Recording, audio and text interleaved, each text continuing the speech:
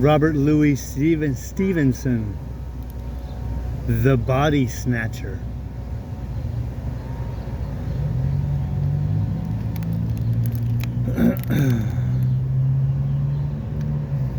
Every night in the year, 4 of us sat in the small parlor of the George at Debenham, the undertaker, and the landlord, and Fettes and myself. Sometimes there would be more, but blow high, blow low, come rain or snow or frost, we 4 would be each planted in his own particular armchair. Fettes was an old, drunken Scotchman, a man of education, obviously, and a man of some property, since he lived in idleness. He had come to Debenham years ago, while still young, and by a mere continuance of living had grown to be an adopted townsman. His blue camlet cloak was a local antiquity, like the church spire. His place in the parlor at the George, his absence from church, his old, crapulous, disreputable vices were all things of course in Debenham.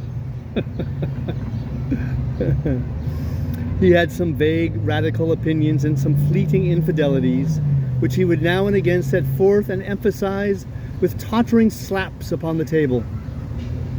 He drank rum, 5 glasses regularly every evening, and for the greater portion of his nightly visit to the George sat, with his glass in his right hand, in a state of melancholy, alcoholic saturation. We called him the doctor, for he was supposed to have some special knowledge of medicine, and had been known upon a pinch to set a fracture or reduce a dislocation. But beyond these slight particulars, we had no knowledge of his character and antecedents.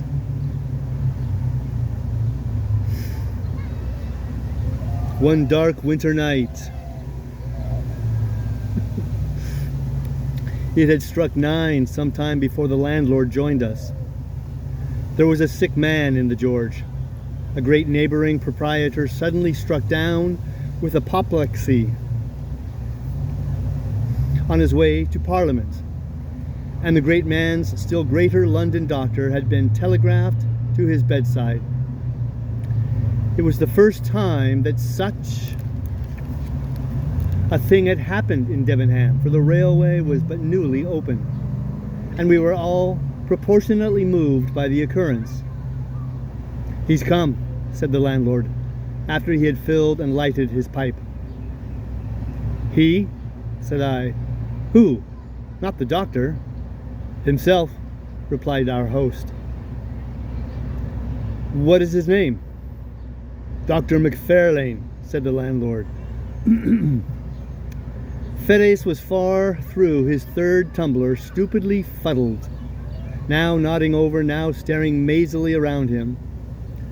But at the last word he seemed to awaken, and repeated the name McFarlane twice, quietly enough the first time, but with sudden emotion at the second. "Yes," said the landlord, "that's his name, Dr. Wolf McFarlane." Fettes became instantly sober. His eyes awoke, his voice became clear, loud, and steady, his language forcible and earnest. We were all startled by the transformation, as if a man had risen from the dead. "I beg your pardon," he said. "I am afraid I have not been paying much attention to your talk. Who is this Wolf McFarlane?" And then, when he had heard the landlord out, it cannot be, he added, and yet I would like well to see him face to face." "Do you know him, doctor?" asked the undertaker, with a gasp. "God forbid," was the reply. "And yet the name is a strange one. It were too much to fancy too. Tell me, landlord, is he old?" "Well," said the host, "he's not a young man, to be sure, and his hair is white, but he looks younger than you." He is older, though, years older, but, with a slap upon the table, it's the rum you see in my face. Rum and sin. This man perhaps may have an easy conscience and a good digestion. Conscience? Hear me speak, you would think I was some good, old, decent Christian, would you not? But no, not I never canted. Voltaire might have canted if he'd stood in my shoes, but the brains. With a rattling fillip on his bald head, the brains were clear and active, and I saw and made no deductions. If you know this doctor, I ventured to remark, after a somewhat awful pause, I should gather that you do not share the landlord's good opinion. Fettes paid no regard to me. Yes, he said with sudden decision, I must see him face to face. There was another pause, and then a door was closed rather sharply on the first floor, and a step was heard upon the stair. That's the doctor, cried the landlord. Look sharp, and you can watch him, you can catch him. It was but 2 steps from the small parlor to the door of the Old George Inn. The wide oak staircase landed almost in the street. There was room for a turkey rug and nothing more between the threshold and the last round of the descent. But this little space was every evening brilliantly lit up, not only by the light upon the stair and the great signal lamp below the sign, but by the warm radiance of the bar-room window. The George thus brightly advertised itself to passers-by in the cold street. Fettes walked steadily to the spot, and we, who were hanging behind, beheld the 2 men meet, as one of them had phrased it, face to face. Dr. McFarlane was alert and vigorous. His white hair set off his pale and placid, though energetic, countenance. He was richly dressed in the finest of broadcloth and the whitest of linen, with a great gold watch chain and studs and spectacles of the same precious material. He wore a broad folded tie, white and speckled with lilac, and he carried on his arm a comfortable driving coat of fur. There was no doubt but he became his years, breathing as he did of wealth and consideration. And it was a surprising contrast to see our parlor sot, bald, dirty, pimpled, and robed in his old camlet cloak, confront him at the bottom of the stairs.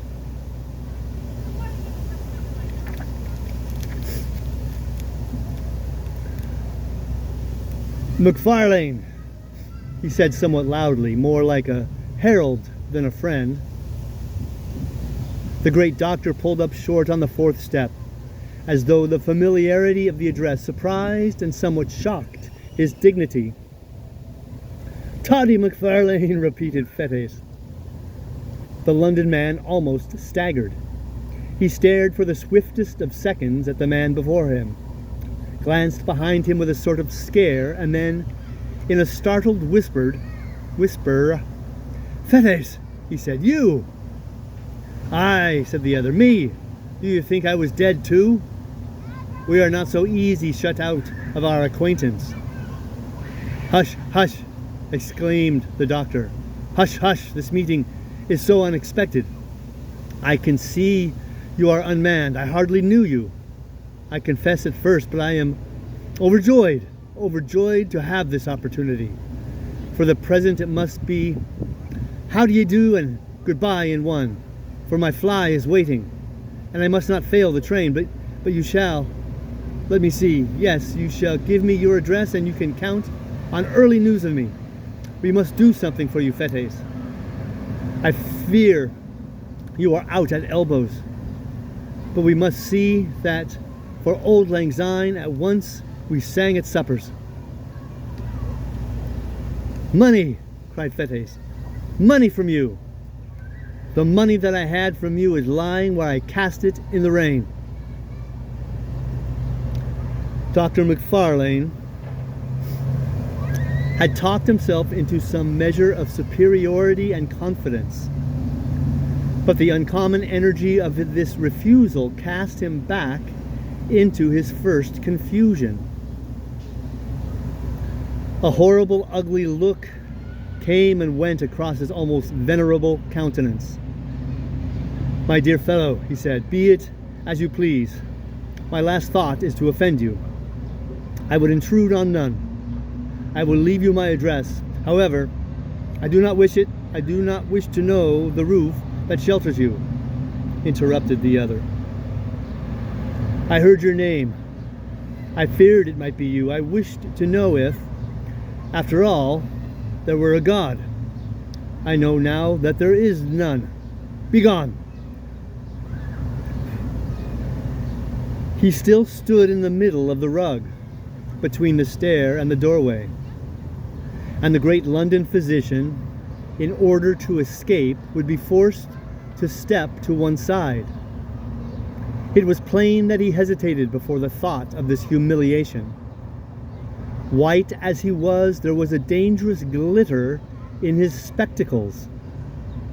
But while he still paused uncertain, he became aware that the driver of his fly was peering in from the street at this unusual scene, and caught a glimpse at the same time of our little body from the parlor, huddled by the corner of the bar. The presence of so many witnesses decided him at once to flee.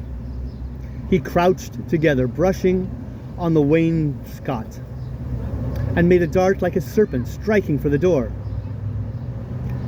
But his tribulation was not entirely at an end, for even as he was passing, Fettes clutched him by the arm, and these words came in a whisper, and yet painfully distinct.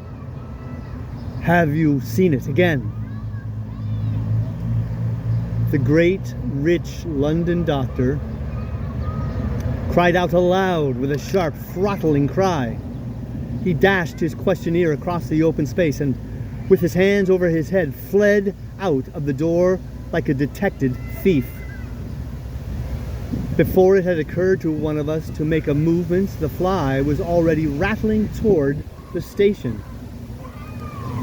The scene was over like a dream, but the dream had left proofs and traces of its passage.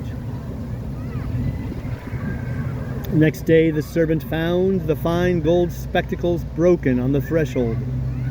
And that very night, we were all standing breathless by the barroom window, and Fettes at our side, sober, pale, and resolute in look.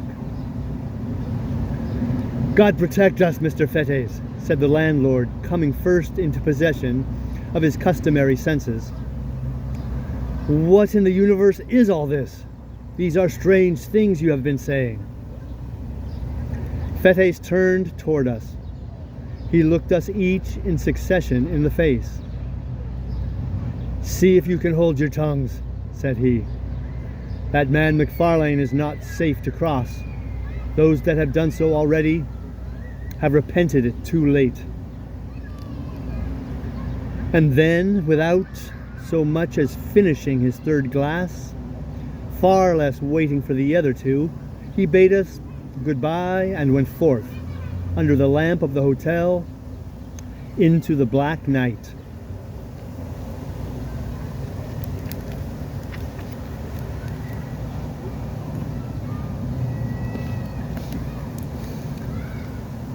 We three turned to our places in the parlor, with the big red fire and 4 clear candles. And as we recapitulated what had passed, the first chill of our surprise soon changed into a glow of curiosity. We sat late. It was the latest session I have known in the Old George. Each man before we parted had his theory that he was bound to prove, and none of us had any nearer business in this world than to track out the past of our condemned companion, and surprise the secret that he shared with the great London doctor. It is no great boast, but I believe I was a better hand at worming out a story than either of my fellows at the George.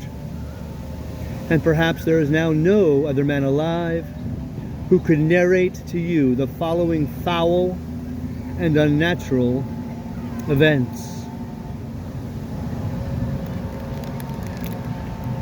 In his young days, Fete studied medicine in the school of Edinburgh. He had talent of a kind, the talent that picks up swiftly when it hears and readily retails it for its own.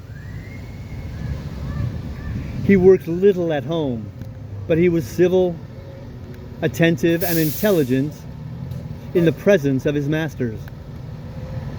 They soon picked him out as a lad who listened closely and remembered well. Nay, strange as it seemed to me when I first heard it, he was in those days well favored and pleased by his exterior. There was at that period a certain extramarital teacher of anatomy,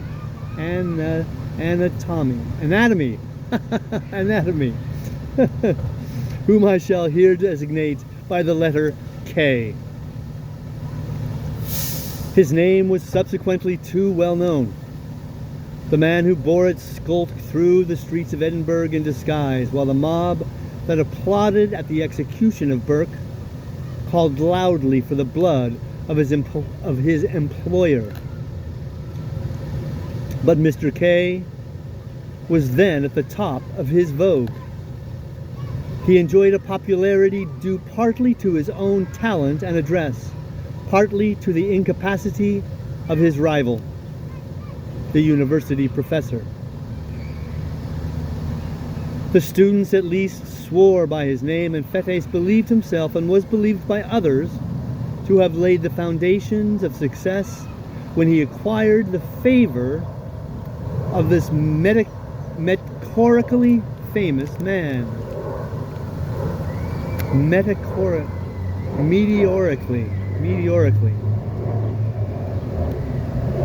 Meteorically famous man.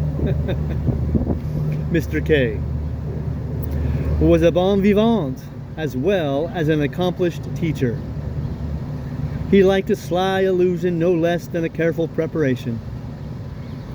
In both capacities, Fetes enjoyed and deserved his notice, and by the second year of his attendance he held the half-regular position of second demonstrator, or sub-assistant in his class. In this capacity, the charge of the theater and lecture room devolved in particular upon his shoulders. He had to answer for the cleanliness of the premises and the conduct of the other students, and it was a part of his duty to supply, receive, and divide the various subjects. It was with a view to this last, at that time very delicate,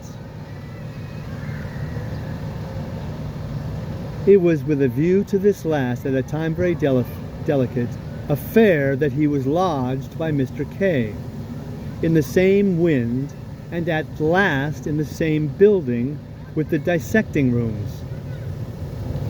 Here, after a night of turbulent pleasures, his hands still tottering, his sight still misty and confused, he would be called out of bed in the black hours before the winter dawn by the unclean and desperate interlopers who supplied the table.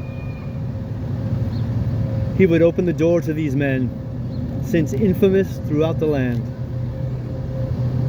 He would help them with their tragic burden, pay them their sordid price, and remain alone when they were gone with the unfriendly relics of humanity.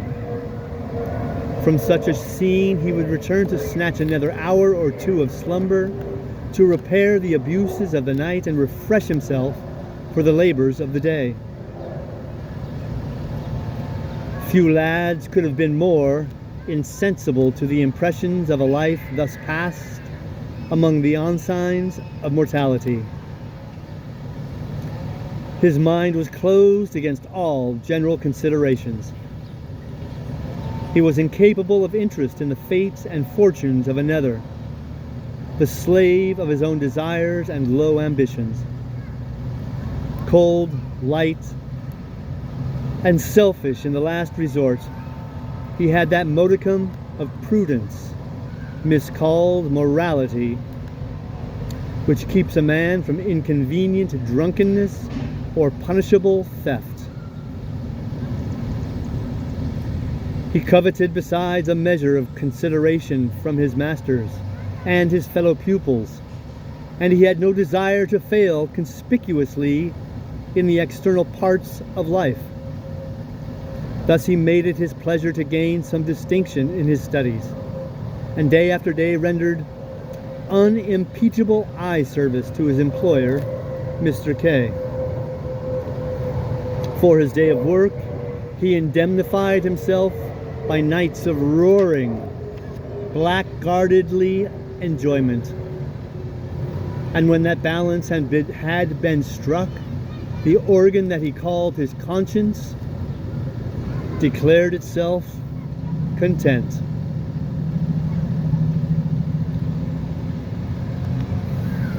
The supply of subjects was a continual trouble to him as well as to his master.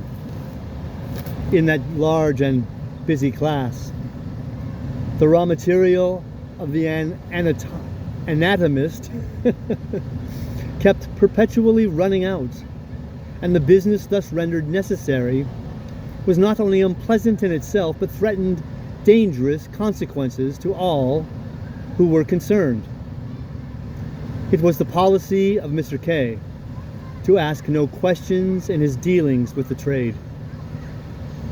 They bring the body, and we pay the price, he used to say, dwelling on the alliteration quid pro quo. And again, and somewhat profanely, ask no questions, he would tell his assistants,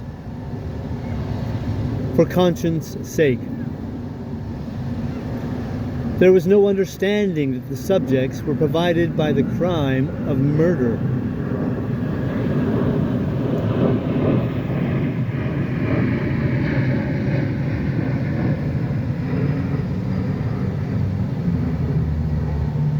Had that idea been broached to him in words, he would have recoiled in horror. But the lightness of his speech upon so grave a matter was, in itself, an offense against good manners, and a temptation to the men with whom he dealt. Fettes, for instance, had often remarked to himself upon the singular freshness of the bodies. He had been struck again and again by the hangdog, abominable looks of the ruffians who came to him before the dawn, and pulling things together clearly in his private thoughts, he perhaps attributed a meaning too immoral and too categorical to the unguarded counsels of his master. He understood his duty, in short, to have three branches: to take what was brought, to pay the price, and to avert the eyes from any evidence of crime. One November morning, this policy of silence was put sharply to the test. He had been awake all night with a racking toothache, pacing his room like a caged beast or throwing himself in fury on his bed, and had fallen at last into that profound, uneasy slumber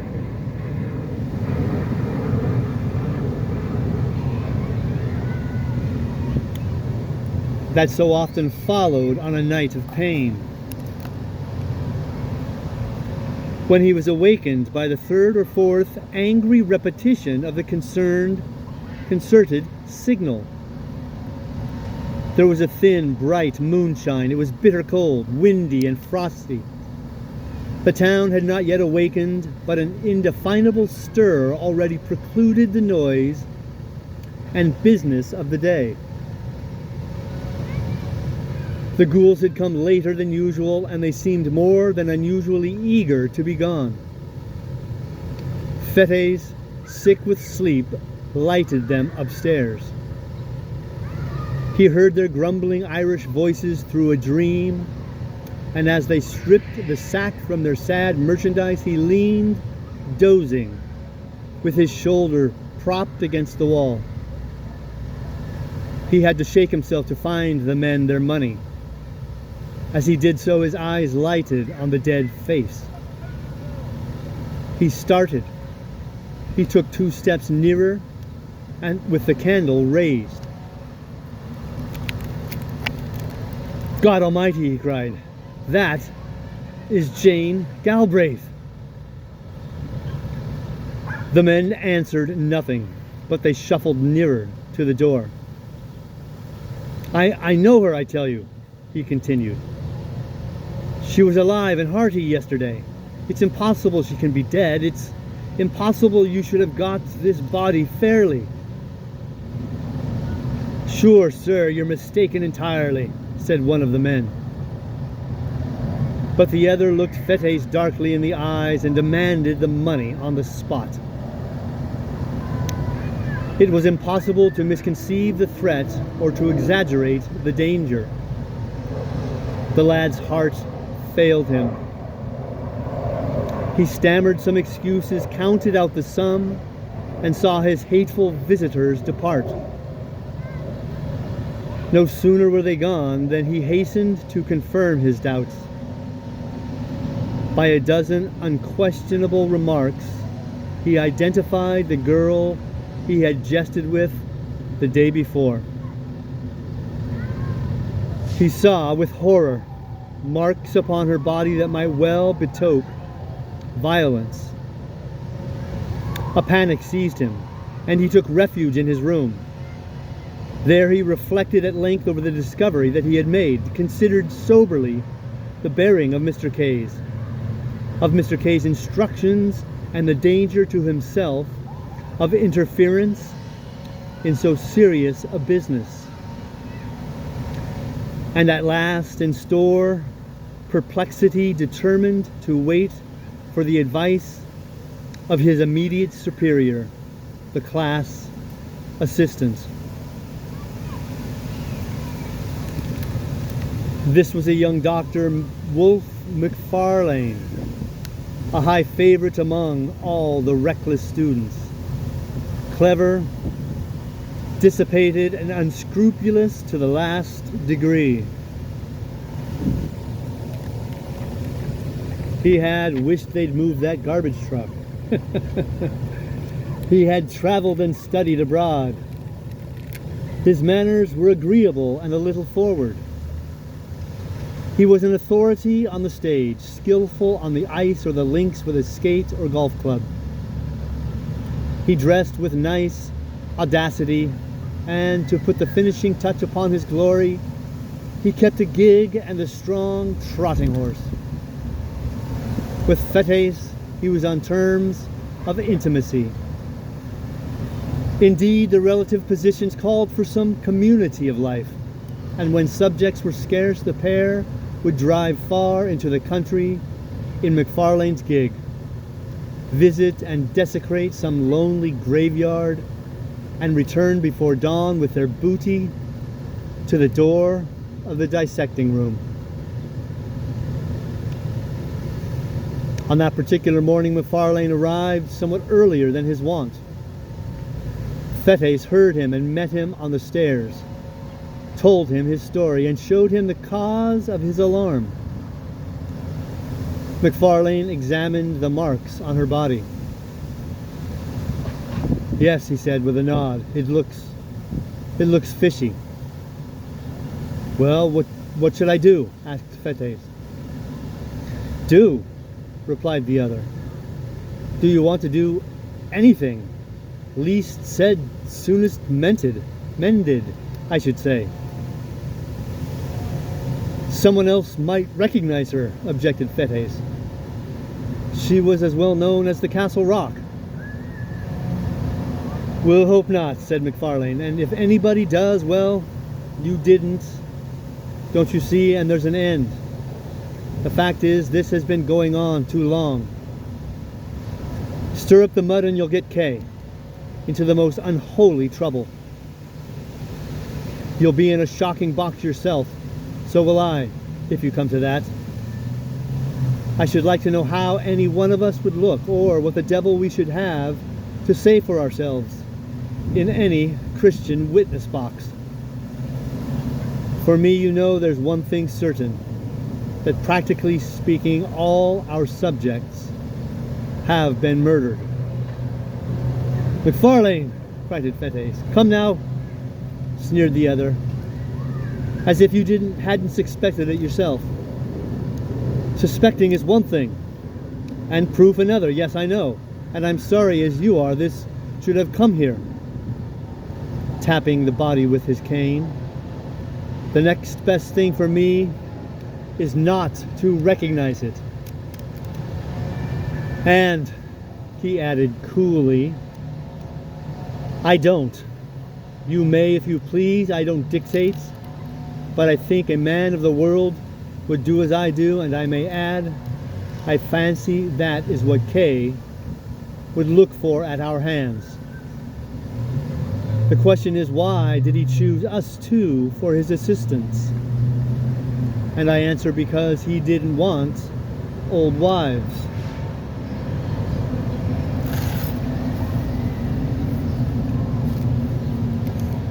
This was the tone of all others to affect the mind of a lad like Fettes.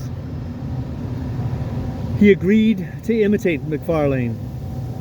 The body of the unfortunate girl was duly dissected, and no one remarked or appeared to recognize her. One afternoon, when his day's work was over, Fettes dropped into a popular tavern and found McFarlane sitting with a stranger.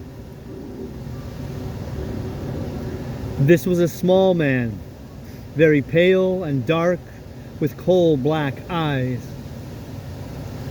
The cut of his features gave a promise of intellect and refinement, which was but feebly realized in his manners. For he proved upon a nearer acquaintance coarse, vulgar, and stupid. He exercised, however, a very remarkable control over McFarlane, issued orders like the great Bashaw, became inflamed at the least discussion or delay, and commented rudely on the servility with which he was obeyed. This most offensive person took a fancy to Fettes on the spot, plied him with drinks, and honored him with unusual confidences on his past career. If a tenth part of what he confessed were true, he was a very loathsome rogue, and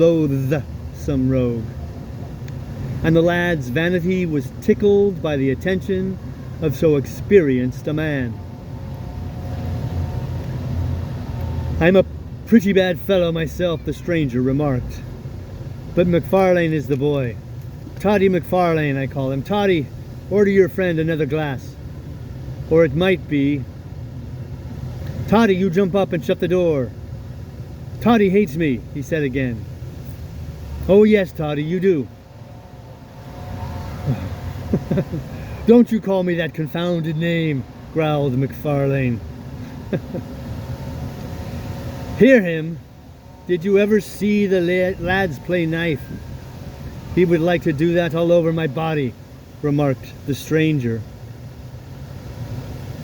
We medicals have a better way than that, said Fettes.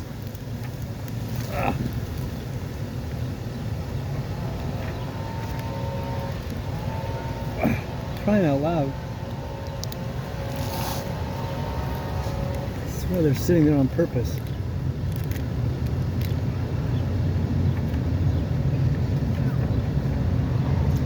We medicals have a better way than that, said Fettes.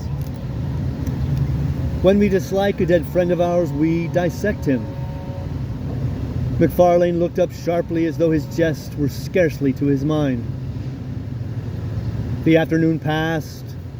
Gray, for that was the stranger's name, invited Fetes to join them at dinner, ordered a feast so sumptuous that the tavern was thrown into commotion, and when all was done, commanded McFarlane to settle the bill. It was late before they separated. The man Gray was incapably drunk. McFarlane, sobered by his fury, chewed the cud of the money he had been forced to squander and the slights he had been obliged to swallow. Fetes, with various liquors singing in his head, returned home with devious footsteps and a mind entirely in abeyance. Next day McFarlane was absent from the class, and Fetes smiled to himself as he imagined him still squiring the intolerable Gray from tavern to tavern. As soon as the hour of liberty had struck, he posted from place to place in quest of his last night's companions. He could find them, however, nowhere. So returned early to his rooms, went early to bed, and slept the sleep of the just. At 4 a.m, he was awakened by the well-known signal. Descending to the door, he was filled with astonishment to find McFarlane with his gig, and in the gig of one of those long and ghastly packages with which he was so well acquainted. "What?" he cried. "Have you been out alone? How did you manage?" But McFarlane silenced him roughly, bidding him turn to business. When they had got the body upstairs and laid it on the table, McFarlane made at first as if he were going away. Then he paused and seemed to hesitate, and then, "You had better look at the face," said he, in tones of some constraint. "You had better," he repeated, as Fetes only stared at him in wonder. "But where, and how, and when did you come by it?" cried the other. "Look at the face," was the only answer. Fetes was staggered. Strange doubts assailed him. He looked from the young doctor to the body and then back again. At last, with a start, he did as he was bidden. He had almost expected the sight that met his eyes, and yet the shock was cruel. To see, fixed in the rigidity of death and naked on that coarse layer of sackcloth, the man whom he had left well clad and full of meat and sin upon the threshold of a tavern, awoke, even in the thoughtless Fetes, some of the terrors of the conscience. It was a crass tibi which re-echoed in his soul that two whom he had known should have come to lie upon these icy tables. Yet these were only secondary thoughts. His first concern regarded Wolfe. Unprepared for a challenge so momentous, he knew not how to look his comrade in the face. He durst not meet his eye, and he had neither words nor voice at his command. It was McFarlane himself who made the first advance. He came up quietly behind and laid his hand gently but firmly on the other's shoulder. "Richardson," said he, "may have the head." Now, Richardson was a student who had long been anxious for that portion of the human subject to dissect. There was no answer, and the murderer resumed. "Talking of business, you must pay me. Your accounts, you see, must tally." Fetes found a voice, the ghost of his own. "Pay you," he cried. "Pay you for what? For that? Why, yes, of course you must. By all means, and on every possible account you must. returned the other. I dare not give it for nothing, you dare not take it for nothing. It would compromise us both. This is another case like Jane Galbraith's. The more things are wrong, the more we must act as if all were right. Where does old Kay keep his money? There, answered Fettes hoarsely, pointing to a cupboard in the corner. Give me the key then, said the other calmly, holding out his hand.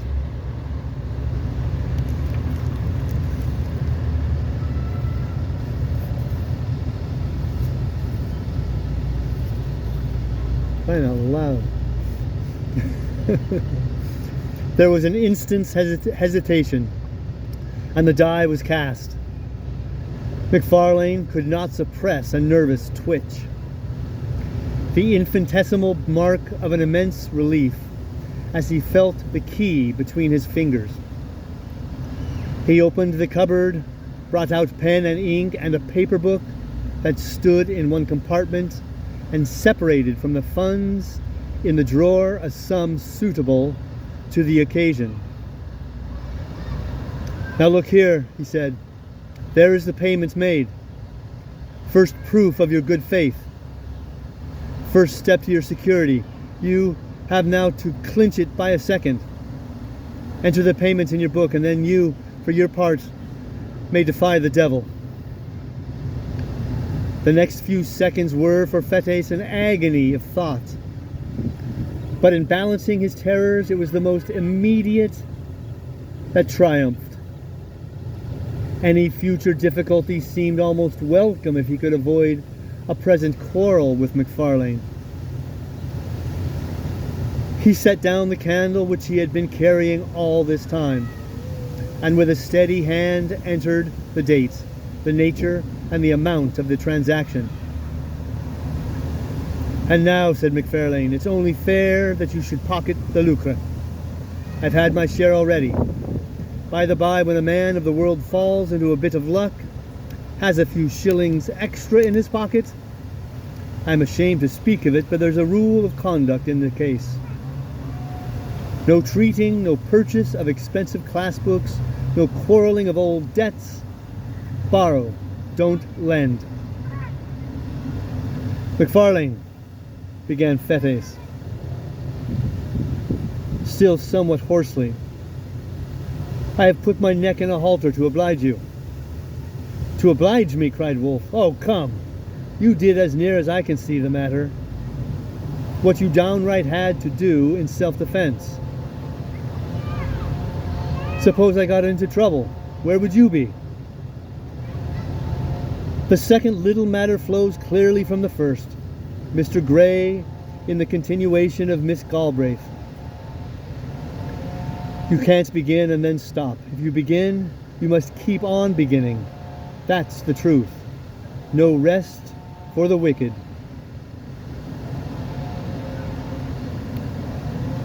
A horrible sense of blackness and the treachery of fate seized hold upon the soul of the unhappy student. My God, he cried, but what have I done? And when did I begin? To be made a class assistant in the name of reason. Where's the harm in that? Service wanted the position. Service might have got it. Would he have been where I am now? My dear fellow, said McFarlane, what a boy you are. What harm has come to you? What harm can come to you if you hold your tongue? Why, man, do you know what this life is? There are two squads of us, the lions and the lambs. If you're a lamb, you'll come to lie upon these tables like Gray or Jane Galbraith. If you're a lion, you'll live and drive a horse like me, like Kay, like all the world with any wit or courage. You're staggered at the first. But look at Kay, my dear fellow. You're clever. You have pluck. I like you, and Kay likes you. You were born to lead the hunt, and I tell you on my honor and my experience of life, 3 days from now you'll laugh at all these scarecrows like a high school boy at a farce.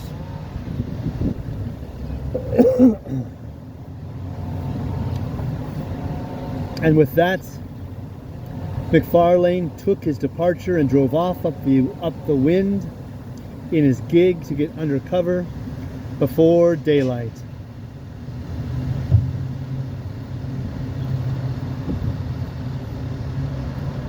Fettes was thus left alone with his regrets. He saw the miserable peril in which he stood involved. He saw with inexpressible dismay that there was no limit to his weakness, and that from concession to concession he had fallen from the arbiter of McFarlane's destiny to his paid and helpless accomplice. He would have given the world to have been a little braver at the time, but it did not occur to him that he might still be brave.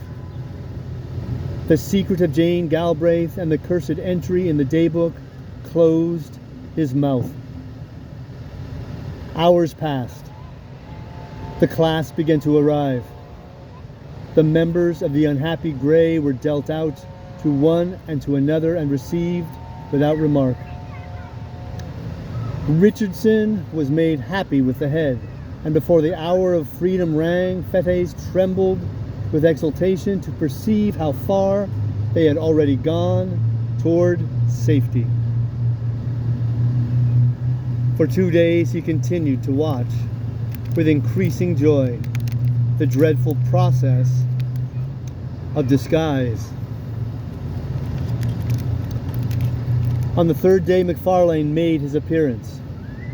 He had been ill, he said, but he made up for the lost time by the energy with which he directed the students. To Richardson in particular, he extended the most valuable assistance and advice. And that student, encouraged by the praise of the demonstrator, burned high with ambitious hopes, and saw the medal already in his grasp. Before the week was out, McFarlane's prophecy had been fulfilled. Fettes had outlived his terrors and had forgotten his baseness.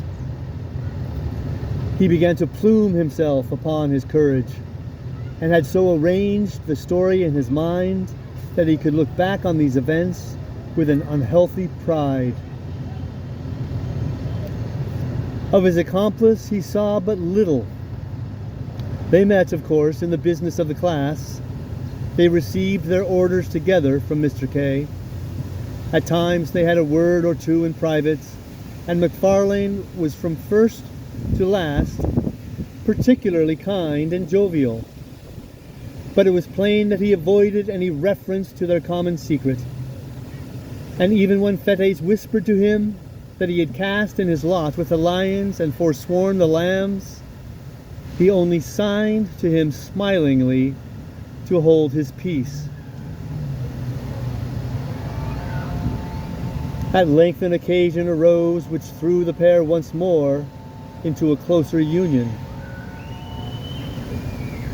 Mr. K was again short of subjects. Pupils were eager, and it was a part of this teacher's pretensions to be always well supplied. At the same time, there came the news of a burial in the rustic graveyard of Glencorse. Time had little changed the place in question. It stood then as now upon a crossroad, out of call of human habitations, and buried fathom deep in the foliage of 6 cedar trees.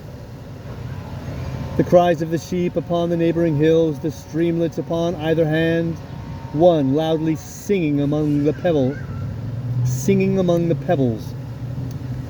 the other dripping furtively from pond to pond, the stir of the wind in the mountainous old flowering chestnuts, and once in 7 days the voice of the bell and the old tunes of the precentor were the only sounds that disturbed the silence around the rural church.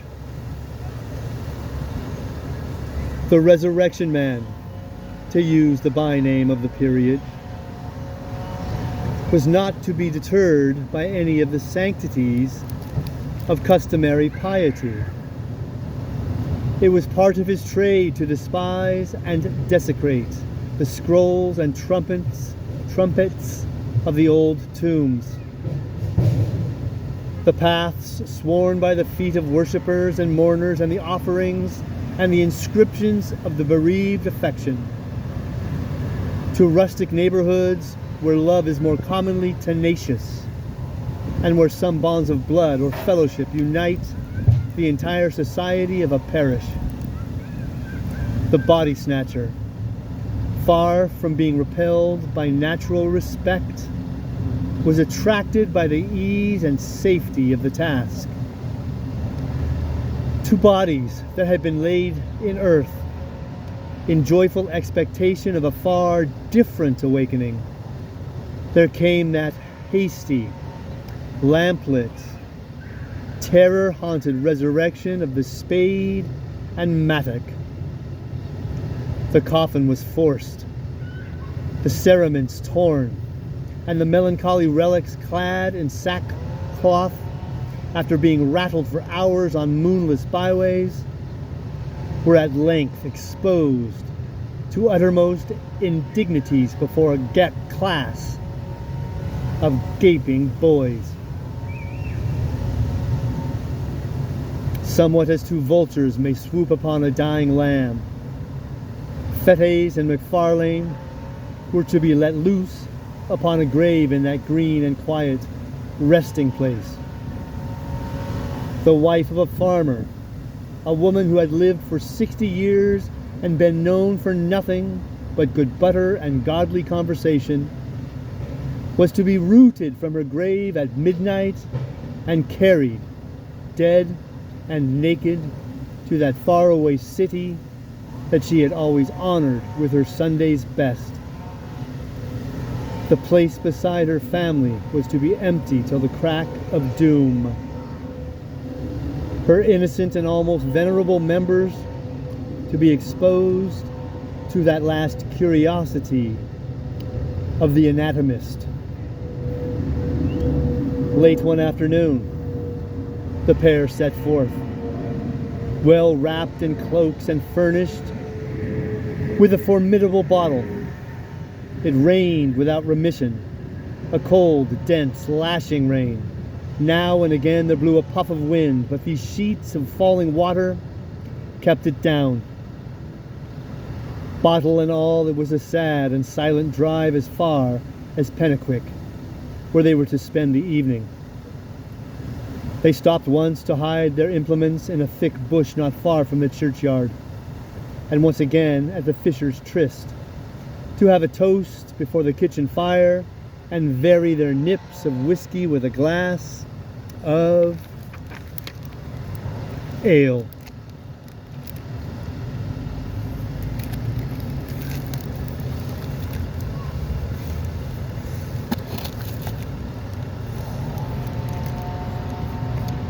When they reached their journey's end, the gig was housed, the horse was fed and comforted, and the two young doctors in a private room sat down to the best dinner and the best wine the house afforded. The lights, the fire, the beating rain upon the windows, the cold, incongruous work that lay before them, added zest to their enjoyment of the meal. With every glass, their cordiality increased. Soon McFarlane handed a little pile of gold to his companion. "A compliment," he said. "Between friends, these little accommodations ought to fly like pipe lights." Fettes pocketed the money and applauded the sentiment to the echo. "You are a philosopher," he cried. "I was an ass till I knew you, you and Kay, between you by the Lord Harry. But you'll make a man of me." "Of course we shall," applauded McFarlane. "A man? I tell you, it required a man to back me up the other morning. There are some big, brawling 40-year-old cowards who would have turned sick at the look of the thing. But not you. You kept your head. I watched you." Well, and why not? Fetes thus vaunted himself. It was no affair of mine. There was nothing to gain on the one side but disturbance. And on the other I could count on your gratitude, don't you see? And he slapped his pocket till the gold pieces rang. McFarlane somehow felt a certain touch of alarm at these unpleasant words. He may have regretted that he had taught this young companion so successfully, but he had no time to interfere, for the other noisily continued in this boastful strain. The great thing is not to be afraid. Now, between you and me, I don't want to hang. That's practical. But for all cant, McFarlane, I was born with a contempt. Hell, God, devil, right, wrong, sin, crime, all the old gallery of curiosities. They may frighten boys, but men of the world, like you and me, despise them. Here's to the memory of Gray. It was by this time growing somewhat late. The gig, according to order, was brought round to the door with both lamps brightly shining. And the young men had to pay their bill and take the road. They announced that they were bound for Peebles and drove in that direction till they were clear of the last houses of the town. Then, extinguishing the lamps, returned upon their course and followed a by-road toward Glencorse. There was no sound but that of their own passage and the incessant, strident pouring of the rain. It was pitch dark. Here and there a white gate or a white stone in the wall guided them for a short space across the night. But for the most part, it was at a foot pace, and almost groping, that they picked their way through the resonant blackness to their solemn and isolated destination.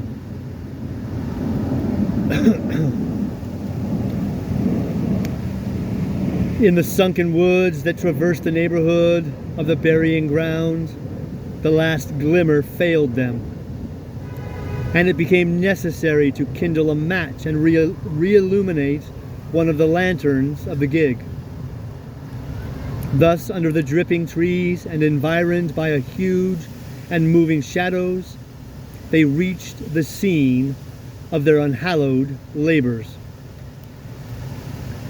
They were both experienced in such affairs and powerful with the spade, and they had scarce been 20 minutes at their task before they were rewarded by a dull rattle on the coffin lid. At the same moment, McFarlane, having hurt his hand upon a stone, flung it carelessly above his head. The grave, in which they now stood almost to the shoulders, was close to the edge of the plateau of the graveyard, and the gig lamp had been propped, the better to illuminate their labors, against a tree and the immediate verge of the steep bank descending on the stream. Chance had taken a sure aim with the stone. Then came a clang of broken glass. Night fell upon them. Sounds, alternately dull and ringing, announced the bounding of the lantern down the bank, and its occasional collision with the trees. A stone or two, which it had dislodged in its descent, rattled behind it into the profundities of the glen. And then silence. Like night resumed its sway, and they might bend their hearing to its utmost pitch. But naught was it to be heard except the rain, now marching to the wind, now steadily falling over miles of open country.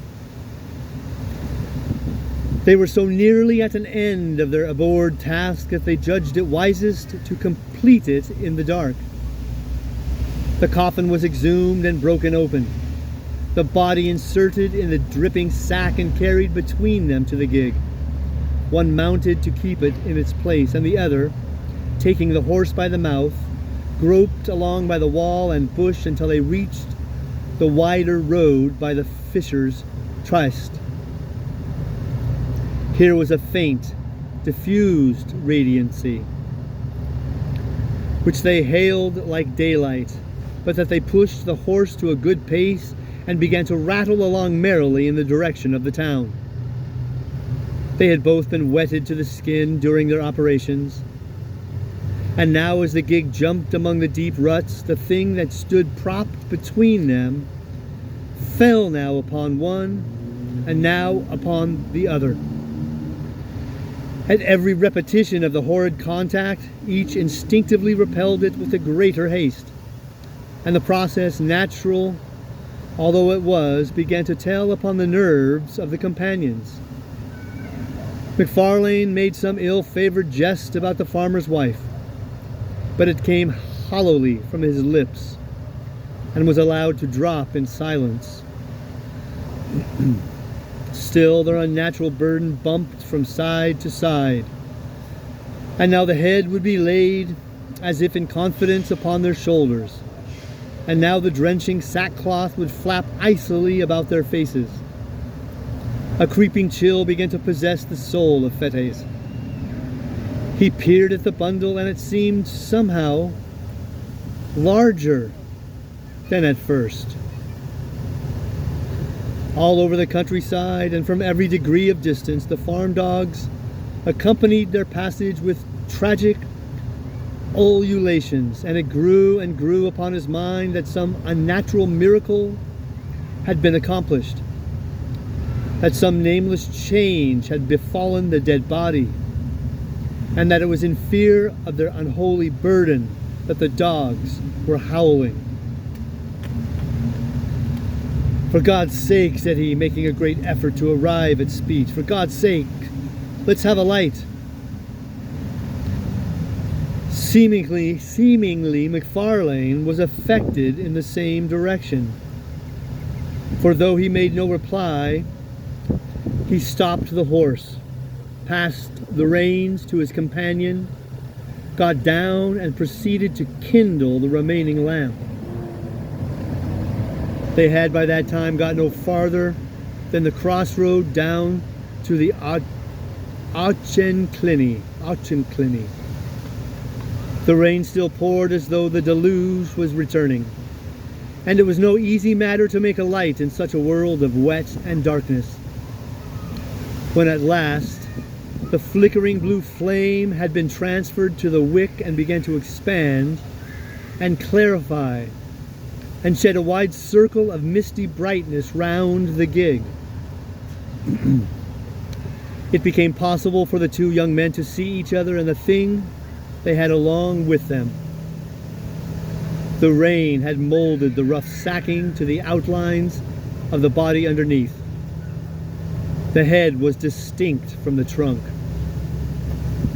The shoulders plainly modeled. Something at once spectral and human riveted their eyes upon the ghastly comrade of their drive. For some time McFarlane sat motionless, holding up the lamp. A nameless dread was swathed like a wet sheet about the body, and tightened the white skin upon the face of Fettes. A fear that was meaningless, a horror of what could not be, kept mounting to his brain. Another beat of the watch and he had spoken, but his comrade forestalled him. "That is not a woman," said McFarlane in a hushed voice. "It was a woman when we put her in," whispered Fettes. "Hold that lamp," said the other. "I must see her face." And as Fettes took the lamp, his companion untied the fastenings of the sack and drew down the cover from the head. The light fell very clear upon the dark, well-molded features and smooth-shaven cheeks of a too familiar countenance. often beheld in dreams of both of these young men. A wild yell rang up into the night. Each leaped from his own side into the roadway. The lamp fell, broke, and was extinguished. And the horse, terrified by this unusual commotion, bounded and went off toward Edinburgh at a gallop, bearing along with it sole occupant of the gig, the body of the dead and long dissected Gray.